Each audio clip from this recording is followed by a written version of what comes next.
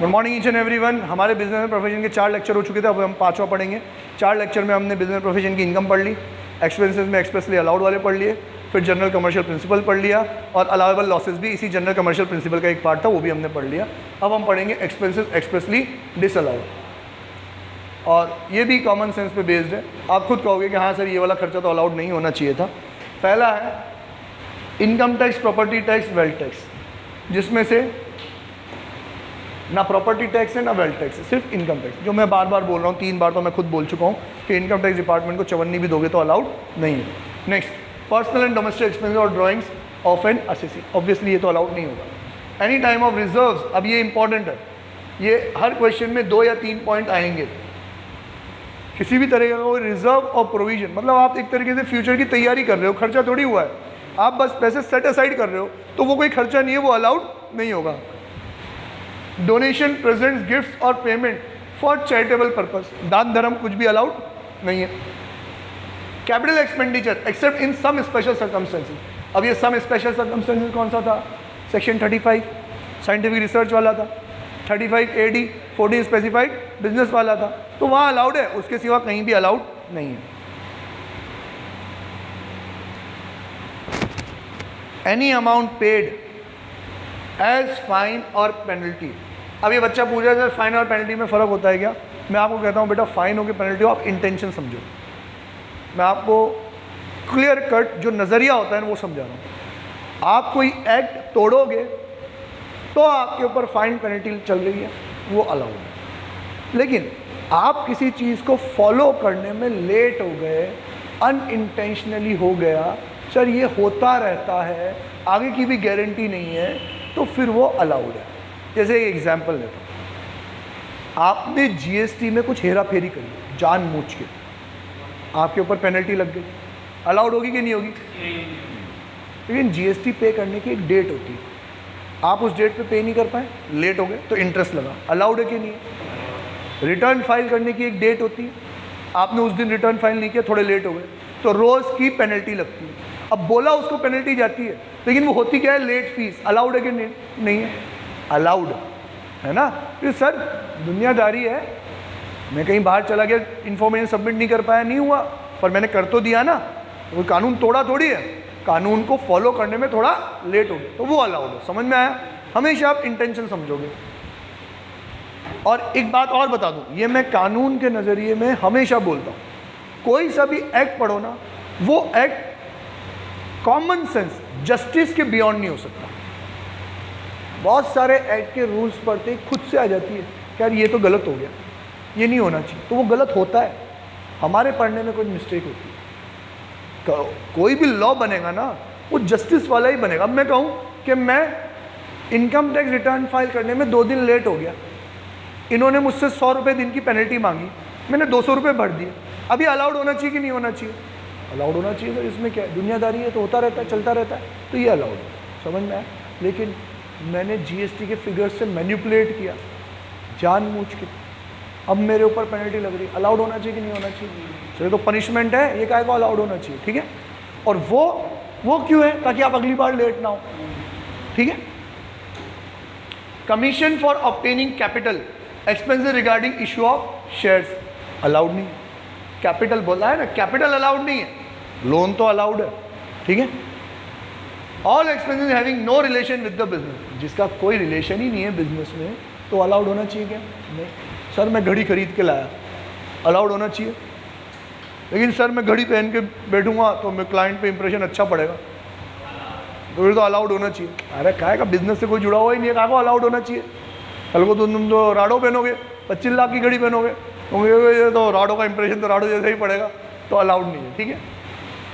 Interest paid to income tax department by way of penalty, है ना, मैंने tax जमा कराने में लेट हो गया, पेनल्टी पे करी, अलाउड नहीं है। क्यों? क्योंकि इनकम टैक्स डिपार्टमेंट को पे करूँ, GST डिपार्टमेंट को पे करूँगा, अलाउड। इनडायरेक्ट टैक्सेस अलाउड है, डायरेक्ट टैक्सेस अलाउड नहीं है। इनकम टैक्स डिपार्टमेंट, ऐसा क्यों होता है? क्योंकि इनकम टैक्स पे करना आपकी पर्सनल लायबिलिटी होती है। समझ में आया? और ये अपन इनकम टैक्स ही तो कैलकुलेट कर रहे हैं, ये सारा तामझाम क्यों हो रहा है? इनकम टैक्स कैलकुलेट करने के लिए। अब आप वो इनकम टैक्स को भी खर्चा मानोगे क्या? नहीं ना। तो फिर interest on the capital of the SSC, IOC जिसको बोलते हैं, अलाउड नहीं। Contribution to unrecognised provident fund maintained by for the employer, allowed नहीं है। Life insurance premium of the proprietor, allowed नहीं है। Drawing salary of the proprietor, allowed नहीं है, क्योंकि पूरा प्रॉफिट ही आपका है, टैक्स दो, प्रॉफिट घर लेके जाओ। Expenses incurred in respect of advertisement given in any souvenir brochure pamphlet line, ठीक है। Expenses incurred in respect of corporate social responsibility, if such expenses are of the nature of referred in section 30 to 36, then such expenses may be allowed in 30 to 36 कौन सा, अभी शुरुआत में पिछले lecture में बताया था ना, 30 to 36 कौन सा है, expressly allowed, expenses expressly allowed. अगर एक्सप्रेसली वाला है तो अलाउड है, नहीं तो CSR कॉर्पोरेट सोशल रिस्पॉन्सिबिलिटी में जो भी खर्चा करते हो वो अलाउड नहीं होता। डन है, समझ में आया। ये टॉपिक इंपॉर्टेंट है, मोस्ट इंपॉर्टेंट, क्योंकि बड़े ऐसे क्वेश्चन में जहाँ खर्चों की लंबी चौड़ी लिस्ट आएगी उसमें से 2 से 3 चीज़ें इसको बिलोंग करती होगी, तो ये तो बाय हार्ट होना चाहिए कि ये सारी चीज़ें क्या है, डिसअलाउड है, ठीक है। क्योंकि एक रीज़न और है इसका, अगर मान लो 20 खर्चों की लिस्ट है तो 20 खर्चों में से 18 या 16 अलाउड होंगे, 4 डिसअलाउड होंगे। आपको उन 4 को ही तो पहचानना है। अलाउड वाले तो उन्होंने ऑलरेडी P&L में सारे क्या कर रखे हैं, माइनस कर रखे हैं। हमें तो उन छुपे हुए चोरों को ढूंढ के निकालना है जो अलाउड नहीं है, तुमने P&L में क्या कर रखे हैं, माइनस कर रखे हैं। काय को कर रखे हैं, तो ये सारी चीज़ें क्या हो जाएगी, वापस से ऐड। और अगर इन चीज़ों को P&L में नहीं ले रखा तो वेरी गुड, नहीं लेना था, नहीं ले रखा तो फिर क्या करेंगे अपन, इग्नोर। फिर क्या करेंगे अपन, इग्नोर। समझ में आया, ठीक है, ओके।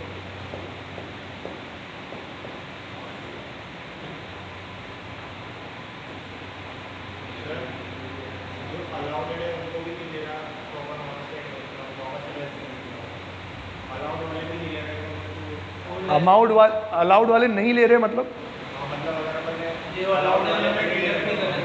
हाँ अलाउड वाले उन्होंने P&L में नहीं ले रखे हो तो अपन माइनस करेंगे ना। इसका क्वेश्चन कैसे आता है, देखो क्वेश्चन जैसे आपने वो देखा है ना, फाइनेंशियल स्टेटमेंट विद एडजस्टमेंट पढ़ा है ना आप लोगों ने, सेम टू सेम वैसा ही क्वेश्चन आएगा। मतलब ये आपको उन्होंने एक P&L अकाउंट बना के दे दिया, ठीक है, जिसमें उन लोगों ने ऑलरेडी नेट प्रॉफिट निकाल के दे दिया, और यहाँ पे ले रखी होगी इनकम, और यहाँ पे ले रखी होगी दुनिया भर के एक्सपेंसेस, ठीक है। और फिर अदर इंफॉर्मेशन में पैराग्राफ लिखे हुए होंगे। तो पहले तो अपन इसको सॉल्व करेंगे। क्या सॉल्व करेंगे कि चालू ही कहाँ से करेंगे, नेट प्रॉफिट। ऑलरेडी उन्होंने नेट प्रॉफिट निकाल के दे रखा है, हम बेवकूफ़ थोड़ी वापस से पूरी मेहनत करें, इनकम जो इनकम है उनको लें, फिर जो एक्सपेंस अलाउड होने चाहिए उनको लें, डबल मेहनत क्यों करें। तुमने प्रॉफिट निकाल के दे रखा है, तुमने जो गलतियाँ करी है उसको रेक्टिफाई कर लेते। अब अगर आप इस कह रहे हो कि सर ये वाला अलाउड, ये वाला allowed, allowed allowed allowed allowed allowed, और एक ये डिसअलाउड, ये डिसअलाउड और ये डिसअलाउड, तो जो अलाउड है वो माइनस कर रखे हैं, बिल्कुल सही है। जो डिसअलाउड है तुमने क्यों माइनस करे, गलत करे, इनको क्या कर दूंगा मैं, ठीक है। फिर इनकम साइड पे आएंगे।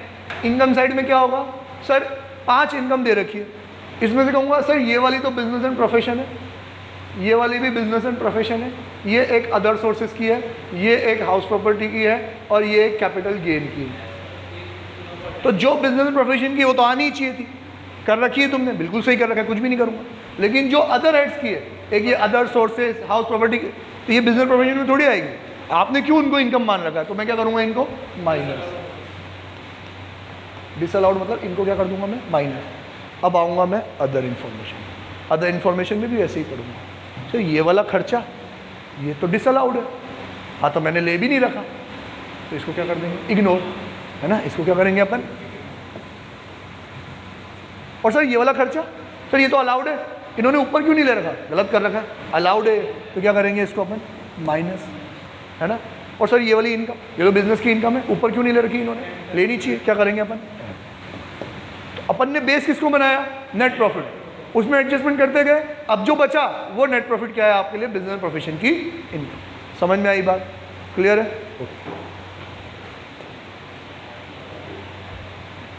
नेक्स्ट, एक्सपेंस और payment not deductible in certain circumstances, मतलब ऐसे खर्चे जो as a general commercial principle allowed थे ये एक्सप्रेसली अलाउड थे, पर आपने ऐसे 2 सर्कमस्टेंसेस में किए कि जो वो डिसअलाउड हो गए। सिर्फ 2 ही पॉइंट है, इसमें कोई लंबा चौड़ा पॉइंट नहीं।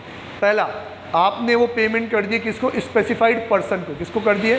स्पेसिफाइड पर्सन को। तो स्पेसिफाइड पर्सन कौन होता है?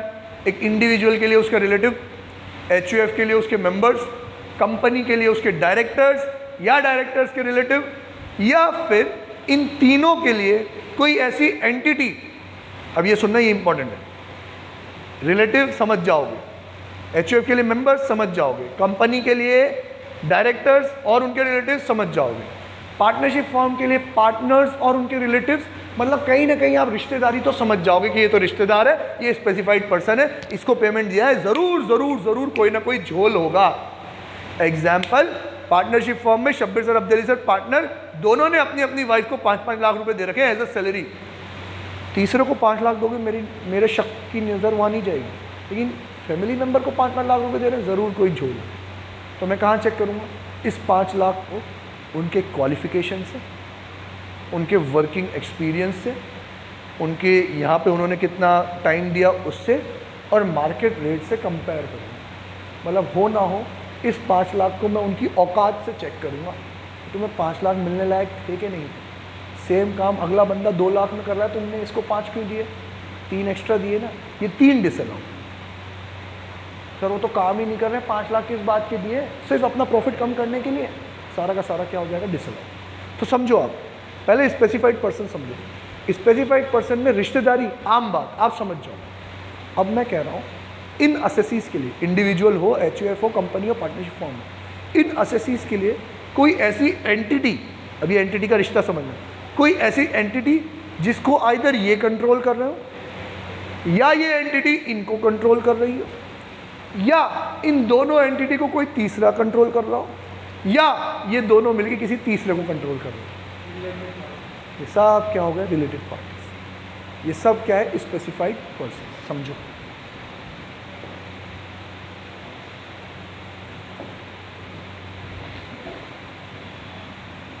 ये अपनी एंटिटी जिसका P&L अपन कैलकुलेट कर रहे थे, ठीक है, और ये एक अदर एंटिटी। मैं कह रहा हूँ ये दोनों आपस में स्पेसिफाइड पर्सन कब कहलाएंगे?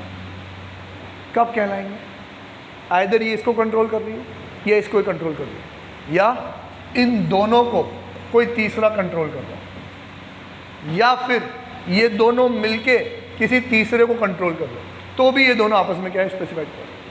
और आगे चले, और आगे चले, इन दोनों में कोई डायरेक्ट कनेक्शन नहीं था। इन दोनों में कोई डायरेक्ट कनेक्शन नहीं था। कनेक्शन किसका था? डायरेक्टर का। एक डायरेक्टर, इसमें भी डायरेक्टर है, उसमें भी डायरेक्टर, इसको भी कंट्रोल कर रहा है, उसको भी कंट्रोल कर रहा है। एक डायरेक्टर इसको भी कंट्रोल कर रहा है, उसको भी कंट्रोल कर रहा है। एक ही डायरेक्टर इसको भी कंट्रोल कर रहा है, इसको भी कंट्रोल कर रहा है, इसको भी कंट्रोल कर रहा है, इसको भी कंट्रोल कर रहा है। समझ में आया?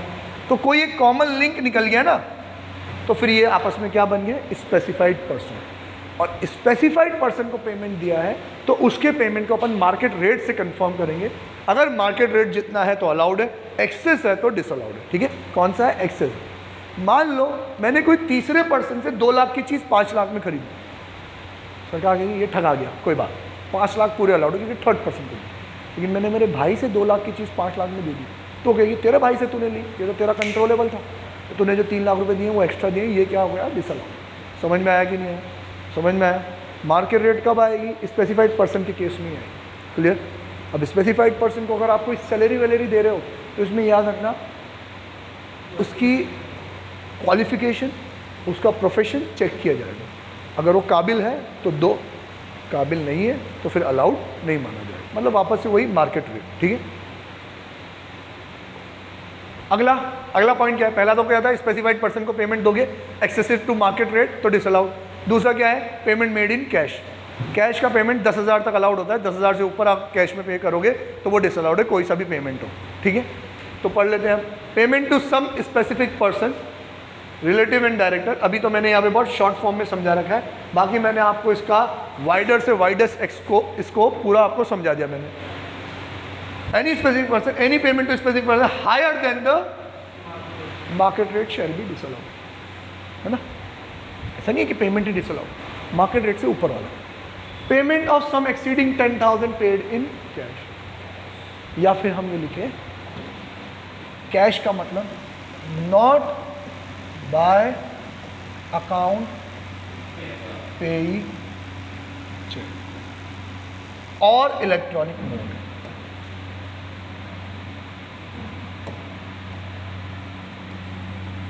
फिर से नजरिया समझो।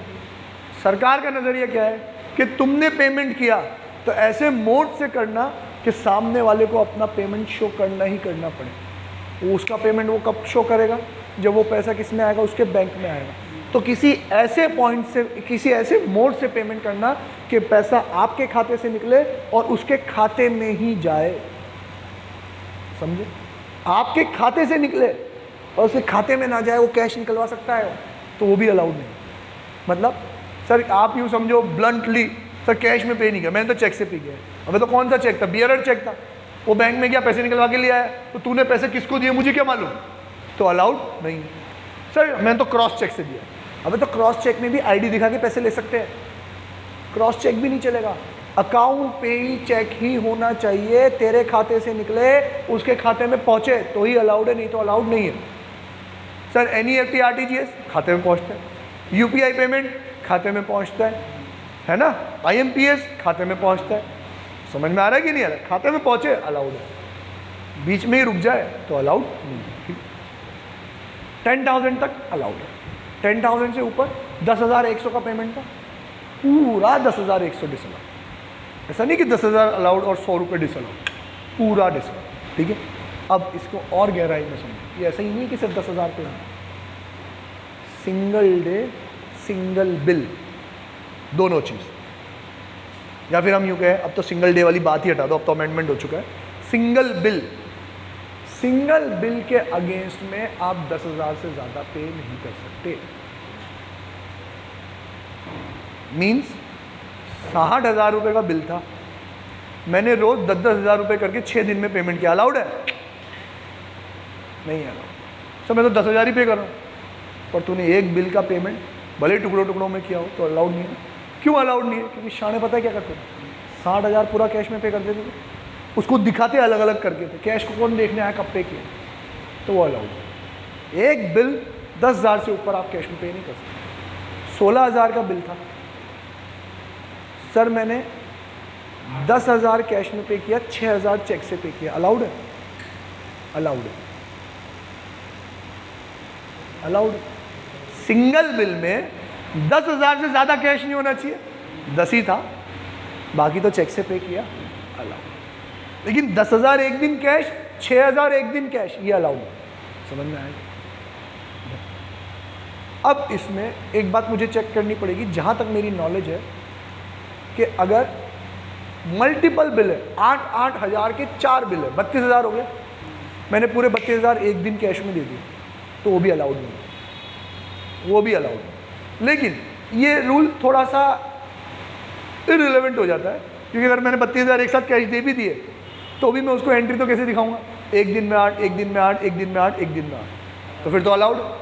एक बिल 10,000 से ज़्यादा पेमेंट नहीं होना चाहिए। एक पार्टी को 10,000 से ज़्यादा पेमेंट हो सकती है, लेकिन सिंगल डे में नहीं हो सकती। सिंगल डे में तो एक पार्टी को भी नहीं होता, मैं तो अलग अलग करके दिखाऊंगा। समझ में आया? क्लियर? अच्छा, इस 10,000 का एक एक्सेप्शन है, कितना? 35,000 रुपये। क्या कह रहा है ये? कि ट्रांसपोर्टर को 35,000 रुपये कैश में अलाउड है, ट्रांसपोर्टर और फार्मर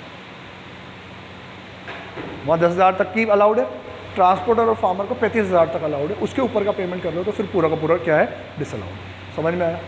अब अगला देखो, इस कैश वाली चीज़ का सरकार ने रूल 6DD में एक्सेप्शन लिख रखा है। कुछ ऐसे डेज, कुछ ऐसे सर्कमस्टेंसेस लिख रखे हैं जहाँ पे अब आप कैश में भी पे करोगे तो अलाउड हो जाएगा।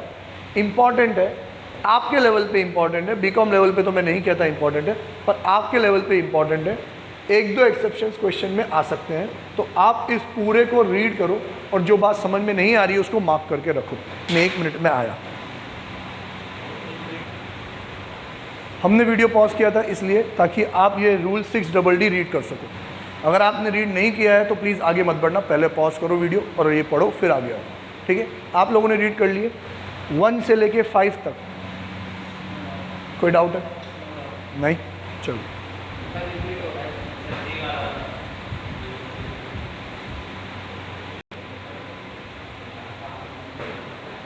FGHIJK, कोई प्रॉब्लम? जी वाला, if the payment is made by way of adjustment against the amount of any liability incurred by the payee for any goods supplied और services rendered by the assessee to such पेई।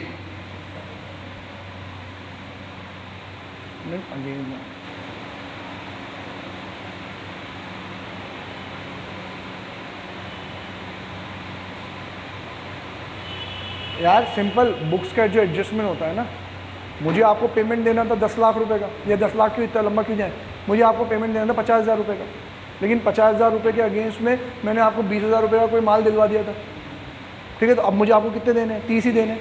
तो जो 20 है वो bank to bank transfer तो नहीं हुआ, उधर एडजस्टमेंट है, वो अलग होगा। समझ में आया? ठीक है, अगला बोलो। हाँ, ये जे तक कोई प्रॉब्लम है? अब नहीं, मैं फिर से कह रहा हूँ बेटा, इनको जो प्रॉब्लम आई वही मैं एक्सप्लेन कर रहा हूँ। अगर आपको कोई और प्रॉब्लम भी है तो आप मुझसे पूछना चाहते हो, व्हाट्सअप कर सकते हो, पर मेरे हिसाब से ये जनरल पॉइंट्स होते हैं, पढ़ के समझ में आते हैं। अब कौन सा बोल रहा है बेटा? KLMN में से कोई सा?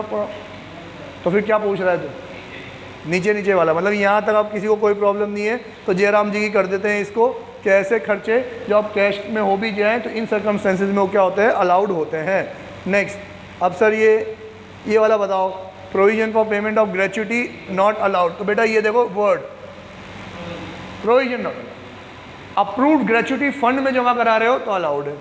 डी वाला, expenses deductible for actual payments, ये वाला पूछ रहा है क्या? अरे तो पढ़ाने तो दे।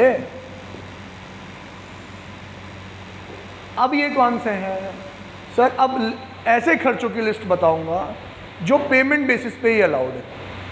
सर पेमेंट बेसिस पे ही अलाउड है मतलब कुछ ऐसे खर्चे भी होते हैं क्या जो पेमेंट ना भी करो तो भी अलाउड होते हैं? कुछ ऐसे खर्चे जो पेमेंट ना भी करो तो भी अलाउड होता है। तो समझो, अकाउंटिंग दो तरीके की होती है, कैश और mercantile, accrued income, sorry accrued basis, cash basis और अक्रूड बेसिस। इनकम टैक्स ने कोई भेदभाव नहीं कर रखा। अकाउंटिंग में तो आपने सीखा है ना, कैश बेसिस वाली अलाउड नहीं है, अक्रूड बेसिस वाली अलाउड है। इनकम टैक्स में ऐसा कोई भेदभाव नहीं। एज पर इनकम टैक्स आप कैश बेसिस वाली अकाउंटिंग भी चला सकते हो, आप अक्रूड बेसिस वाली अकाउंटिंग भी चला सकते हो। 99.99% लोग अक्रूड बेसिस वाली ही चलाते हैं, कैश बेसिस वाली नहीं चलाते, ठीक है। लेकिन आप चला सकते हो, आपकी मर्जी। और ये आपको once in a lifetime एक बार चूज़ करना होता है, पहली बार। तुम्हारे बाप का राज नहीं है। तो बाप का राज नहीं मतलब तुमको इस साल कैश बेसिस और अगले साल अक्रूवल बेसिस। क्यों? तो इस साल 10 लाख का माल बिका था, 7 लाख रुपये यहाँ है, तो 7 लाख कैश बेसिस 7 लाख पे टैक्स दे देते हैं। अगले साल 10 लाख का माल बिका, 10 भी आ गए और 3 भी आ गए, तो 13 आ गए, तो सर अक्रूवल बेसिस। कितने का माल बिका? 10, तो 10 पे ही टैक्स देंगे। अपने बाप का राज नहीं, आइदर कैश या अक्रूवल। अब मान लो मैंने अक्रूवल चला लिया। अक्रूवल में क्या होता है? खर्चे ड्यू बेसिस पे अलाउड हो जाते हैं ना। सैलरी अप्रैल से लेके मार्च तक की अलाउड है, लेकिन मार्च की सैलरी कब पे करूँगा? अप्रैल में। इस साल तो पे करूँगा नहीं, पर अलाउड तो हो जाएगी वो इस साल। समझ में आ रहा है कि नहीं आ रहा है? चाय वाले का पैसा पूरा महीना हो जाएगा, उसके बाद दूंगा, तो अलाउड तो हो जाएगा। मैंने डाल दिया है ना उसमें ग्रुप में, BCC और मैप वाले ग्रुप में डाल दिया है मैंने इंटरनेट का पासवर्ड। यस, इनको नहीं बताऊंगा। क्या बात कर रहे थे अपन? बाप का राज नहीं है। अक्रूवल बेसिस पे खर्चे आउटस्टैंडिंग बेसिस पे अलाउड होते हैं। रेंट आउटस्टैंडिंग है पर पे तो करना है, अलाउड है। तो सारे खर्चे आउटस्टैंडिंग बेसिस पे अलाउड हो जाएंगे। बट अब जो अपन ये नीचे पढ़ेंगे ना, the following expenses are allowed only on actual payment, ये खर्चे सिर्फ पेमेंट बेसिस पे अलाउड होंगे। कब अलाउड होंगे? जब पेमेंट कर दोगे तब अलाउड होंगे। मतलब अगर मैं आपको यूँ समझाऊँ कि मान लो इसमें एक खर्चा लिखा हुआ है, कौन सा वाला? एक्स वाला, और अब आपका जो प्रीवियस ईयर है कौन सा है? 21-22। ये एक्स खर्चा बिलोंग तो इस साल को करता था, कितना था? 15 लाख। इस 15 लाख में से आपने 10 लाख रुपए इस साल पे कर दिए और 5 लाख रुपए आप अगले साल 22-23 में पे करोगे, तो इस साल जितना पे किया उतना ही अलाउड है। ये 5 लाख कब अलाउड होगा? जिस साल आप पे करोगे उस साल में अलाउड होगा। समझ में आया? ऐसे खर्चे जो पेमेंट बेसिस पर। ये भी शानी है सरकार, बहुत शानी है, बहुत। इसमें भी सरकार ने सारे अपने अपने अपने अपने रिश्तेदारों के पेमेंट लिख रखे हैं, क्योंकि उनको पैसा चाहिए था इनकरेज करने के लिए कि अपना पैसा कोई नहीं रोके, इसलिए अपना पैसा कैसा अलाउड करो, पेमेंट बेसिस पे, कि हमको तो पैसे दोगे तो अलाउड है। जैसे इनडायरेक्ट टैक्सेस, इनडायरेक्ट टैक्सेस आप अलाउ कर दिया ना, कहाँ जमा कराते हो आप, गवर्नमेंट को। तो सर मेरा जीएसटी बना 1 लाख रुपए का, मैंने कराया नहीं है पर बनता तो है, पे तो करना है आज नहीं तो कल, अलाउड कर दो। है हमें तो तू पेमेंट करेगा तो ही अलाउड है, लेकिन मनीष का भी 1 लाख रुपए बनता है, मैंने पे नहीं किया, हाँ उसका तो अलाउ कर ले, कोई बात नहीं, वो तू जाने मनीष जाने, लेकिन हमें पैसा चाहिए था तो हमारा पेमेंट कैसा है, पेमेंट बेसिस पे अलाउड। समझ में आया? अब ज़रा देखो, पेमेंट बेसिस पे अलाउ किया, लेकिन ऐसा इतना सिंपल नहीं है कि जिस साल में पेमेंट करोगे उस साल में अलाउ। सरकार ने आपको थोड़ी लिवरेज दी। हम कहेंगे सर ये पागल हो रहे हो क्या, मार्च का जीएसटी जमा तो अप्रैल में ही होगा, है ना, मार्च का जीएसटी, मार्च का कैलकुलेशन होगा तो अप्रैल में ही जमा होगा, ये क्या पागल बने कर रहे हो आप, पेमेंट करने में ऊपर नीचे थोड़ा बहुत तो हो ही जाता है। हाँ ठीक है, ठीक, हम पेमेंट बेसिस पे अलाउड करेंगे। और पेमेंट करने का टाइम पीरियड कब तक दिया आपको, up to return filing date. कहाँ तक, रिटर्न फाइलिंग डेट। सर ये क्या होती है रिटर्न, इनकम टैक्स रिटर्न, जिसमें आप अपनी इनकम का हिसाब सरकार को सबमिट करते हो, उसकी जो फाइलिंग की डेट है, मतलब जब तक आप सरकार को हिसाब जमा कराओ तब तक पेमेंट कर दोगे तो अलाउड हो जाएगा। इसका मतलब अगर मैंने ये 5 लाख रिटर्न फाइलिंग डेट से पहले पहले जमा करा दिए तो पूरे 15 लाख इसी साल में अलाउड हो जाएंगे, और अगर मैं इसको लेट हो गया जमा कराने में तो फिर तो जिस साल में जमा कराया उस साल में अलाउड हो जाएंगे। सर रिटर्न फाइलिंग डेट क्या होती है बेटा, जिनको ऑडिट नहीं करवानी होती, नॉन ऑडिट असेसी 31 जुलाई, और जिनको ऑडिट करवानी होती है 30 सितंबर। ठीक है, ये डेट है। ऑडिट नहीं करवानी तो 31 जुलाई, करवानी है तो 30 सितंबर। अब अपन मानते हैं ऑडिट करवानी है तो 30 सितंबर से पहले पहले 5 लाख जमा हो गए तो पूरे 15 अलाउड होंगे। 30 सितंबर के बाद जमा हो रहा है तो फिर 5 अलाउड नहीं होंगे, सिर्फ 10 लाख के अलाउड। क्लियर है? तो ऐसे कौन कौन से पेमेंट है जो पेमेंट बेसिस पे अलाउड होते हैं, तो ये आओ पढ़ो पूरा।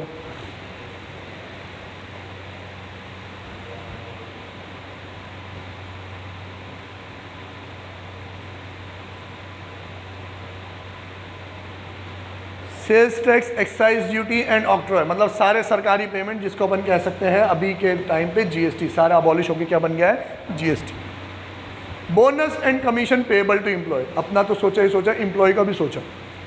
Only in bonus and commission, salary नहीं, अलाउंस फलाउंस नहीं, सिर्फ bonus and commission payment basis पे अलाउड है, बाकी सारे तो ड्यू बेसिस पे भी क्या है, अलाउड है। ठीक है, नेक्स्ट इंटरेस्ट पेएबल। अब ये देखो, ये थोड़ा हाउस प्रॉपर्टी से अपोजिट हो गया। हाउस प्रॉपर्टी में इंटरेस्ट ऑन लोन कैसे अलाउड था, ड्यू बेसिस पे, यहाँ पे पेमेंट बेसिस पे अलाउड है। पेमेंट करोगे तो अलाउड है, नहीं तो अलाउड नहीं है। किससे लोन लिया हो, public financial institution, state finance corporation, state industrial corporation, ठीक है, मतलब किसी भी बैंकिंग इंस्टीट्यूशन से आपने लिया हो, ठीक है, तो पेमेंट बेसिस पे अलाउड है। Interest payable on time loan taken from scheduled bank और कोऑपरेटिव बैंक, बोल दिया मैंने, किसी भी बैंकिंग सिस्टम से आपने लोन लिया है तो वो पेमेंट बेसिस पे अलाउड है। Payment by the assessee as an employer to his employee in lieu of leave at his credit, encashment of earned leave, जब पेमेंट होगा तब अलाउड, और वो ड्यूरिंग द सर्विस पीरियड हो कि रिटायरमेंट हो, जब पेमेंट करोगे तब अलाउड। क्लियर? मीन्स कोई एम्प्लॉयर शाना बने कि यार इस बंदे को 12 छुट्टी अलाउड थी, इसने 12 छुट्टी नहीं ली, 8 छुट्टियाँ ही ली, तो 4 छुट्टी का पेमेंट मुझे करना पड़ेगा ना। कब करूँगा, जब वो मांगेगा तब कर दूंगा। तो भाई ऐसे अलाउड नहीं होगा, जब करोगे तभी अलाउड करेंगे। ठीक है, contribution of the assessee as an employer to provident fund, superannuation fund, gratuity fund, ये वाले भी, ये भी सरकारी पेमेंट है। Approved provident fund, superannuation fund, ये सारे अप्रूव्ड में ही अलाउड है, अनअप्रूव्ड में तो अलाउड है ही नहीं। और अप्रूव्ड तो मतलब सरकारी वाले में, और अलाउड कब होंगे, जब पेमेंट कर दोगे तब अलाउड है, नहीं करोगे तो अलाउड नहीं है। Any sum payable by the assessee to Indian Railways for the use of railway asset, railway का असेट यूज़ किया आपने, रेलवे को पेमेंट करना है, पेमेंट करो तो अलाउड है, नहीं तो अलाउड नहीं। समझ में आया? तो मोटा मोटा क्या सीखा अपन ने? एक सरकार का जीएसटी, एम्प्लॉय का बोनस एंड कमीशन, फिर इंटरेस्ट ऑन लोन, ये थर्ड और फोर्थ इंटरेस्ट ऑन लोन, फिर वापस से सरकार का पेमेंट ग्रेचुइटी, और ये 5 वाला लीव एनकैशमेंट बोनस के साथ। और अगर मैं यूँ कह दूँ पूरे को रब करें अपन,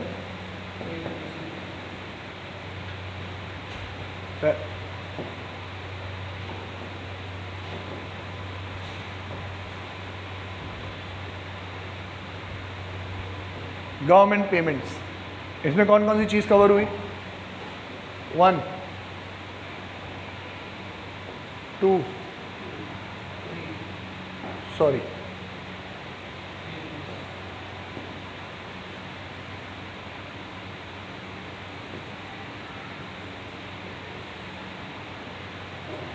3 पॉइंट आपके फर्स्ट कैटेगरी में कवर हो गए, गवर्नमेंट पेमेंट्स, ठीक है। सेकंड, एम्प्लॉई पेमेंट्स, इसमें कौन कौन सी चीज़ें कवर हुई? बोनस एंड कमीशन और लीव एट हिज क्रेडिट, ये कहाँ कवर हुए? सेकंड में, ठीक है। थर्ड, इंटरेस्ट ऑन लोन, इसमें कौन कौन सी चीज़ कवर हुई? एक तो थर्ड और फोर्थ। तो जो 7 पॉइंट है वो आपको कैसे पढ़ने हैं? 3 के कॉम्बो में। पहले में गवर्नमेंट का पेमेंट, गवर्नमेंट के पेमेंट में कौन कौन आएगा? सर एक तो जीएसटी आएगी, और एक सुपर एन्यूएशन फंड, ग्रेचुइटी फंड और प्रोविडेंट फंड आएगा। और क्या आएगा? सर रेलवे का पेमेंट आएगा, ये गवर्नमेंट। एम्प्लॉय को बोनस, कमीशन और लीव एनकैशमेंट, और इंटरेस्ट ऑन लोन कोई से भी फाइनेंशियल इंस्टीट्यूशंस को। डन? कंप्लीट? ओके बेटा, अब अपने खर्चे वाली पॉइंट खत्म हो गए। चारों पॉइंट अपन ने पढ़ लिए। Expressly allowed under general commercial principles, allowed under certain circumstances, disallowed under certain circumstances, और लास्ट हमारा एक्सप्रेसली डिसअलाउड, सॉरी पहले एक्सप्रेसली डिसअलाउड था, फिर अंडर सर्टन सर्कमस्टेंसेस वो भी पढ़ लिए। इनकम हो गई, खर्चे हो गए, मतलब 80% या 85% पोर्शन कंप्लीट हो गया। अब वो 15% का बचा हुआ स्पेशल टॉपिक्स जो आपको नाम दिख रहा होगा, पार्टली एग्रीकल्चर इनकम। कुछ ऐसे बिजनेसेस जहाँ पे जो इनकम अर्न हो रही है उसको अपन कह सकते हैं ये मैंने खेतीबाड़ी से भी कमाई है, और इसमें बिजनेस का भी कुछ अंश है। मतलब मैं खेतीबाड़ी में कोई चीज़ उगा रहा हूँ, डायरेक्टली नहीं बेच रहा, क्योंकि डायरेक्टली बेच दूंगा तो एग्रीकल्चर इनकम कहलाएगी। मैं उसको पहले प्रोसेस कर रहा हूँ फिर बेच रहा हूँ, ताकि मेरा प्रॉफिट मार्जिन थोड़ा बढ़ जाए। तो प्रोसेस कर रहा हूँ तो बिजनेस एक्टिविटी आ गई। तो अब जो प्रॉफिट हुआ उसमें एक पार्ट एग्रीकल्चर भी है और एक पार्ट बिजनेस का भी है। तो बिजनेस वाला कितना हुआ, एग्रीकल्चर वाला कितना हुआ, क्योंकि एग्रीकल्चर तो माफ हो जाएगी और बिजनेस की क्या हो जाएगी, टैक्सेबल हो जाएगी। तो हमें अलग अलग करना पड़ेगा। तो कौन सी इनकम कितनी किसकी माने ये अपन को पढ़ना है, और इस वीडियो में कवर नहीं करेंगे, अगले वीडियो में कवर करेंगे। आधे घंटे से ज़्यादा की वीडियो नहीं होनी चाहिए, आज ही कवर करेंगे लेकिन अगले वीडियो में, ठीक है। Bye, tata, see you.